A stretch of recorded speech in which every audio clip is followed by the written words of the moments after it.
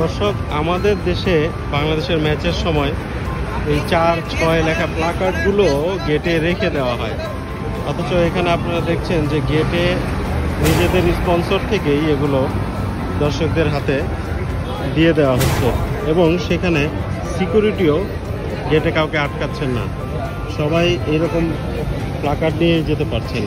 পাশাপাশি অন্য সিকিউরিটি চেকগুলো হচ্ছে, তবে মিরপুর স্টেডিয়ামের গেটগুলোর সামনে যেমন অনেক বস্তুর স্তূপ পরে থাকতে দেখা যায়, যেমন হেডফোন, বোতল, পানির বোতল, তারপর কারো চশমা, এই রকম জিনিসগুলো কিন্তু এখানে পরে থাকতে দেখা নেই। শুধু প্রহিবিটেড যে জিনিসগুলো আছে, যেমন একজনের সিগারেটের প্যাকেট পাওয়া গেছে, সেই প্যাকেটটা রেখে দেওয়া হয়েছে ওই যে।